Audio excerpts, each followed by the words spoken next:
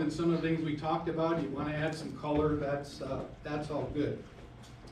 So FAA enforcement action, it's not civil law, it's not in the traditional sense, it's not criminal law, it's administrative law. Oh, look at that. Now you can all go to sleep. Could you see that screen with the lights on? No. Or is it, no, okay, so this is much better. So usually, how does this start out? Well, those dreadful words, please call the tower. We all hate to hear that. Sometimes you don't have the please clear the tower or call the tower or call air traffic control when you land. You get a what they call a letter of investigation. We call it the 10-day letter. And that 10-day letter has a little kicker in it. It says, if you do not respond, this investigation will proceed without the benefit of your input. Generally, that input is more to the benefit of the FAA. So you want to write these letters very carefully. You do want to respond. You want to show a compliance attitude. And when you do get that letter, that's the time when you should be using your EAA or your AOPA membership. Maybe you're even in the AOPA Legal Services Plan. And talk to somebody to help you through this process. Once that letter gets responded to, a lot of things can happen. We'll talk about some of that. So one of the things that we talked about is obviously, patently obvious, fly safely. I mean, that's just the key right there. We see so many people that, I don't know, they just decide to have a stupid day or a bad day or whatever they want to call it. And again, any of the flying that we do, even if you're not, you don't have to be 135 or a 121 air carrier under Part 91, be proud of your flying and follow the regs. And I'm sure that, it generally happens that people who show up to meetings like this, it's like, you know, preaching to the choir, because y'all are the ones who are obviously already doing this. Understand responsibilities, duties in dealing with the FAA, and there are some responsibilities. And again, FAA enforcement, it can get serious. It can be potentially expensive, particularly if you're flying for a living. These are some of it, and I won't, you can read over them quickly, much more quickly than I can read them to you. But these are the types of things, and I think the first one I will mention, the low flyers, the buzzing, that really seems to get FAA's attention. And it's just something that it's not worth it. If you have to do it, go out to the Dakotas where Dennis used to live and go buzz alfalfa field or sunflower seeds or something like that. But as much as you might want to fly down the beach here or different places, forget about that. IFR pilots, how many of you are instrument rated in here? All right, so we've got a big responsibility when we're out. I mean, we're in the system, we mess up in the system, it can cause all kinds of problems for the air traffic controller. And you can bet if it comes down to an air traffic controller taking a hit, or a pilot who, an airman, airwoman, airperson who might have messed up, you can bet that the FAA is going to be, they're going to be looking to you. Remember the ramp checks. How many of you have been ramp checked here? Oh, that's not too bad. That's not too bad at all. So yeah, it used to be Aero with 2 R's. Now it's just Aero with 1 R. Why is that? What we drop? Yeah, exactly. Yeah, and so we don't have to have that anymore. The over gross weight operations. It was one of my first cases representing an airman. He was out of Palwaukee Airport, Cessna 340, and he had a few too many people in there. And as they're taking off, stuck Mike, and one of his friends says, "Gee, it seems like we're climbing out very slowly." And then the second word, and where's the beer, by the way? Well, that got people's attention on frequency, and unfortunately the pilot said, well, we might be a little overweight. Well, they were a whole lot overweight. So again, not safe situation anyway. Falsification of hours. This comes up particularly instructors, and when they're getting the audit of their time for the ATP, really be careful the time that you turn into FAA. I had a guy one time that handed in all his paperwork. The FAA inspector called to check some of them. It ended up that what he was claiming didn't match the records at the FBO. The good news for him was that he'd forgotten to put, he was just a sloppy record keeper. So again, really watch that, because that sloppiness the FAA looks at as a falsification. And falsification is ground for revocation.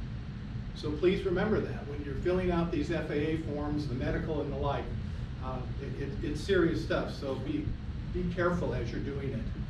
DUIs and administrative action, this causes so many problems. 50 different states, I'm not gonna say 50 different approaches, but there may be almost that. And again, remember, you don't have to have a DUI to have to report it to FAA. It's administrative action. And administrative action includes even a traffic school after the fact. So a lot of hoops to jump through, and it is different from state to state. And that's another time at which I would utilize your EAA membership or your AOPA. And of course, you can call AOPA, you get a free consultation. EAA, we still have a legal advisory council, attorneys all over the country, and they can help you through these types of things. So don't necessarily take it on your own.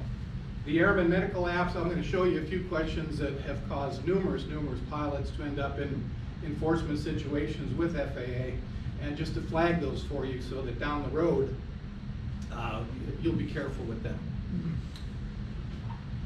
The call the tower, call the center, should I do it? My recommendation is, yes, you should do it. And the reason is that it shows a compliance attitude. Now, you don't have to necessarily bare your soul to the person to whom you're speaking. So it's a time at which you might have to play just a little bit of lawyer. Certainly make the call so that in the report, if something did happen, the FAA controller can't say, we asked the airman to contact us, the airman did not. That sets the stage for things showing not a compliance type of an attitude. We do have some changes now, not recently, but years ago, there was the Pilot's Bill of Rights. Now that there's a little bit more of a Miranda-style warning when you speak with FAA, and that's a good thing, because before it was just an absolute setup for pilots. Responding to the letter investigation, should you do that? Absolutely. That even more importantly than when you're told to call the tower, to call whomever. Yes, you want to respond to that letter. And there's many ways to answer those letters, even if it's something such as, I've received your letter concerning such and such a matter, and I'd like to emphasize that I always fly in accordance with the federal aviation regulations. Because if you did make a mistake, and if there is an issue, you don't have to incriminate yourself.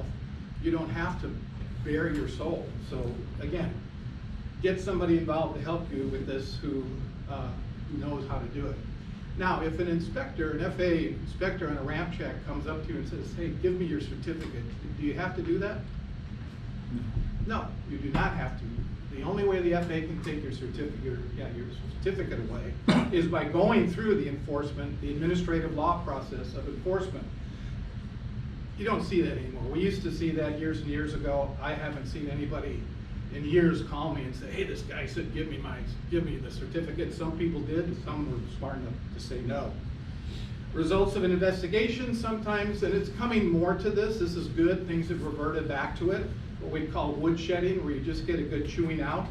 You could get a warning letter that is just that, a warning letter of correction. A lot of times that'll come up with maintenance issues. And then one of the good things that we fought for so many years, excuse me, and is now used very much as remedial training. Absolutely fantastic. We made the case to the FAA. If an airman makes a mistake, what good does it do for that person not to be able to fly for 30 days? Absolutely nothing. But if they go back and take remedial training and learn from that mistake, that's a great thing. So again, we see more and more of that, and it's actually in the guidance that the FAA inspectors have, the use of remedial training. Then there's the good old 709 ride. Many times after a gear up, a lot of times they'll put a pilot through recurrent training and talk about procedures, landing gear. It happens, IFR problems, messing up on following a clearance, whatever it might be.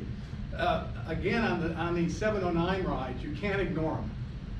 And I've had pilots who, unfortunately, I don't know why, they went through a very long process with FAA, and then they got this and said, hey, you've got to take a ride. And oftentimes that you go up with an instructor, you provide information, details to the FAA, what you did. They set forth what you should be doing. So again, you've got to comply with those. These are the things that can happen after we get into a jam with FAA. Civil penalties. Yes, the FAA can impose a penalty against you up to $1,100 per violation. So that can get a bit pricey. Suspensions.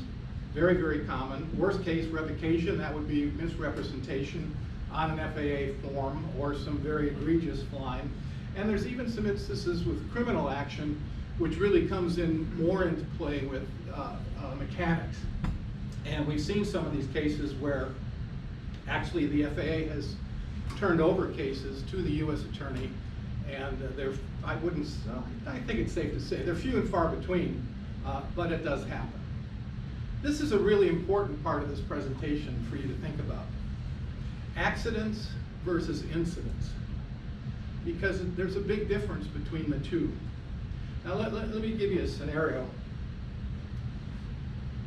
Let's say there's a Bonanza that you see, it's down in the grass next to a runway.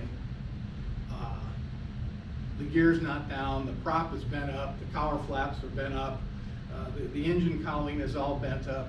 Really is a nasty looking airplane. All right, you got that one. And then the next scenario we want to think about is, let's say a tail dragger, an Aranca Champ. Again, down next to the runway and the like, but everything looks absolutely perfectly fine with that airplane. Is the Bonanza necessarily an accident? What are your thoughts? I know we got some mechanics in here and some shop people. Is that Bonanza that I described an accident? And the wing spar is not bent? Well, no, it's not. It may look ugly. It may look real ugly, and it may be very expensive from an insurance perspective. But that is not necessarily an accident at all. Now, it would have been good if you do that gear up to do it at some uncontrolled airport and not here, because if you do it at an uncontrolled airport, you might have some more options which I don't necessarily suggest to you right